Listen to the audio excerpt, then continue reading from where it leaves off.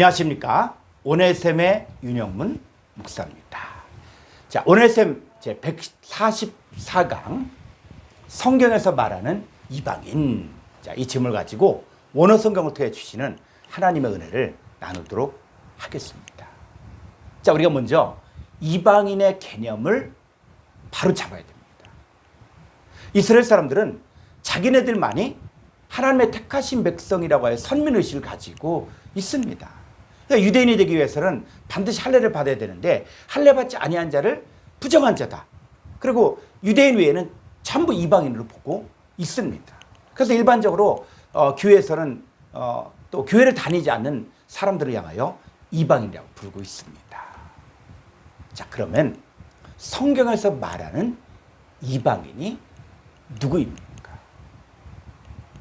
이 사도 바울은 주님이 바울을 택한 목적에 대하여 말하기를 그 눈을 뜨게 하여 어둠에서 빛으로 사탄의 권세에서 하나님께로 돌아오게 하고 이방인들에게 빛을 선전하게 하여서 죄사함과 주님을 믿어 거룩하게 된 무리 가운데서 기업을 얻게 함이라고 하였습니다. 여기서 이방인은 어둠에 있는 자요 사탄의 권세 아래 있는 자를 말하는 것입니다. 그러니까 성경에서 말하는 이방인은 복음을 들어야 될 사람들 전부를 말하고 있습니다. 자, 그러면 성경에서 말하는 이방인의 상태가 어떤 상태일까요? 이사야서 42장 6절로 8절을 보겠습니다. 나 여호와가 의로 너를 불렀은즉 내가 네 손을 잡아 너를 보호하며 너를 세워 백성의 언약과 이방의 빛, 이방인의 빛이 되게 하리니 내가 눈먼 자들의 눈을 밝히며 갇힌 자를 감옥에서 이끌어내며 흑암에 앉은 자를 감방에서 나오게 하리라. 나는 여호와이니 이는 내 이름이라. 나는 내 영광을 다른 자에게 내 찬송을 우상에게 주지 아니하리라. 자, 이 하나님을 알지 못하는 이방인의 상태가 어떤 상태를 이야기합니까? 바로 소경, 이 눈이 먼 자들, 또 갇힌 자요, 흑암에 있는 거예요. 그래서 성경에서 말하는 눈이 먼 자, 이 소경이 누구를 말하고 있는가? 자, 베드로서 1장 9절을 보겠습니다. 이런 것이 없는 자는 맹인이라, 보지 못하는 소경이라는 것. 멀리 보지 못하고 그 옛죄가 깨끗하게 된 것을 잊어내리라. 자, 베드로서 1장 9절의 내용들을 전체적으로 보게 되면 하나님의 세계를 전혀 보지 못하고 또 자기가 자기 하나님을 만들어 살아가고 있는 사람들을 말합니다. 베드로서 1장에서는 정욕을 인하여 세상에 썩어질 것을 피하여 하나님의 성품에 참여하지 못하고 게으르고 열매가 없는 상태를 소경, 맹인이라고 말하고 있습니다. 또 원시치 못한다는 말은 하나님의 비밀, 천국의 비밀에 대하여 희미한 상태를 말하는 것입니다. 자, 두 번째, 갇힌 자예요. 갇힌 자. 자, 디모데후서 2장 24절로 26절을 보겠습니다.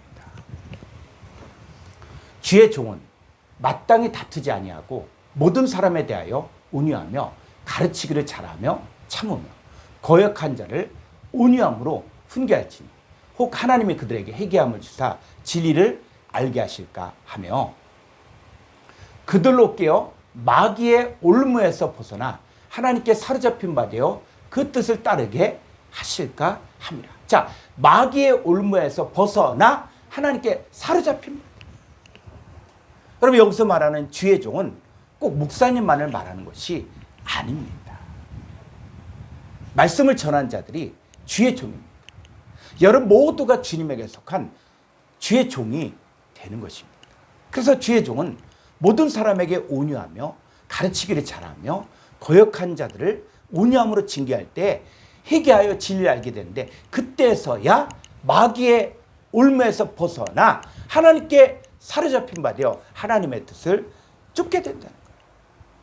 그랬을 때 저희로 깨어, 자, 깨어라, 이 단어를 한번 헬라로 보게 되어지면은 이 깨어라는 단어는 366번에 아나네포인데 냉정을 되찾다. 다시 정신을 차리다.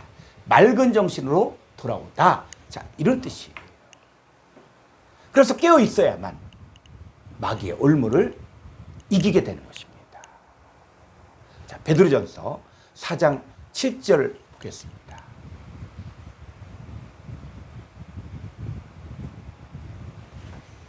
만물의 마지막이 가까이 왔으니 그러므로 너희는 정신을 차리고 근신하여 기도하라.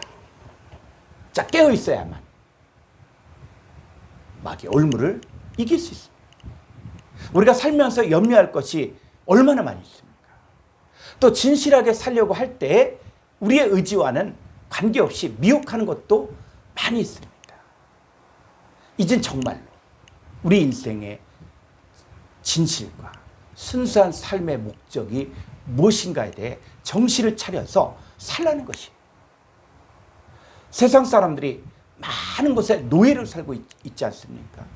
부자가 되면 걱정이 없을 것 같아도 오히려 돈에 대한 걱정, 돈에 쪼달리고 또 많이 버는 만큼 씀씀이도 더 많아지는.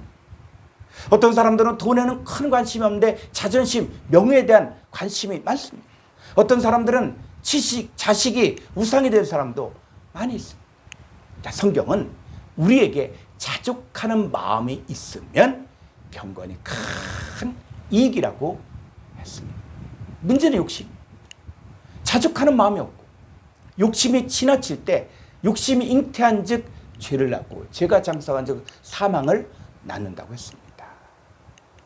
성경은 우리에게 말하기를 수고하고 무거운 짐진 자들아 다 내게로 내가 너희를 쉬게 하리라. 나는 마음이 온유하고 겸손하니 나의 멍에를 메고 내게 배우라. 그러면 너희 마음이 쉼을 얻으리니 라고 했습니다.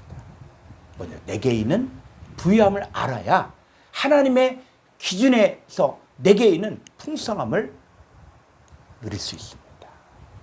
자, 베드로전서 5장 7절로 10절을 보겠습니다.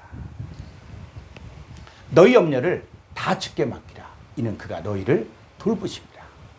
근신하라 깨어라. 너희 대적 마귀가 우는 사자같이 두루다니며 삼킬 자를 찾나니 너희는 믿음을 굳건하게 하여 그를 대적하라. 이는 세상에는 너희 형제들도 동일한 고난을 당한 줄 압니다. 자, 마귀가 끊임없이 우리를 미혹하고 염려를 주면서 하나님을 찾지 못하게 할 때에 우리는 정신을 차리고 근신하여 염려를 막혀야 됩니다. 우리에게 고난이 온다고 할지라도 우리를 죽이고 멸망시키기 위해서 주는 것이 아니라 고난을 통해서 모든 은혜에 하나님이 잠깐 고난을 받은 우리를 친히 온전케 하시며 굳게 하시며 강하게 하시며 털을 견고케 하십니다. 그래서 말씀을 통해 내가 어디에 갇혀 있는가를 알아야 말씀을 통한 성장만이 올바른 분별력을 갖게 됩니다. 세 번째는 흑암에 갇힌 자. 흑암에 갇힌 자는 캄캄한 어둠 가운데 있는 자는 전혀 자기의 되어진 상태를 모릅니다. 이 말씀을 알아간다는 것은 어둠 가운데 빛을 비추는 것입니다. 예수님도 흑암에 앉은 백성에게 빛을 비추셔요. 예수님 오시기 전에 흑암 아래 있다는 말은 모든 사람들은 죄 아래, 마귀 권세 아래 가두어져 있다는 것입니다. 고린도서 4장 6절에 보면 어두운 가운데서 빛이 빛이라 하시던 그 하나님께서 예수 그리스도의 얼굴에 있는 하나님의 영광을 아는 빛을 우리 마음 가운데 비추셨습니다.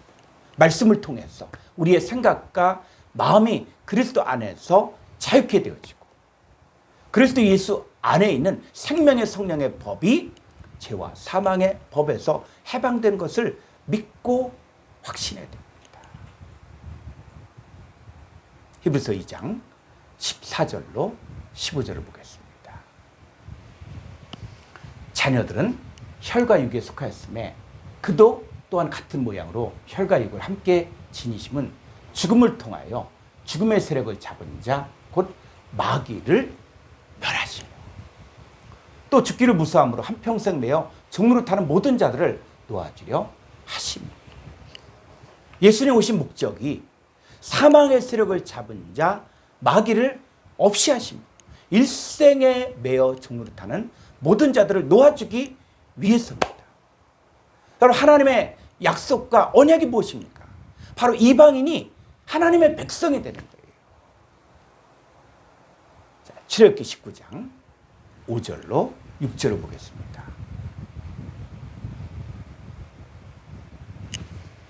세계가 다 내게 속하였나니 너희가 내 말을 잘 듣고 내 언약을 지키면 너희는 모든 민족 중에서 내 소유가 되겠고 너희가 내게 대하여 제사장 나라가 되며 거룩한 백성이 되리라. 너는 이 말을 이스라엘 자손에게 전할지니라. 하나님 말씀을 듣고 언약을 지키면 하나님께 속한 자요 제사장 나라요 거룩한 백성이 되어지는 것입니다. 아브라함의 복이 이방인에게 미친 것도 믿음으로 말미암아 이루어진 것입니다. 따라서 성경에서 말하는 이방인은 소경, 갇힌 자, 흑암에 갇힌 모든 사람을 말하는 것입니다. 감사합니다.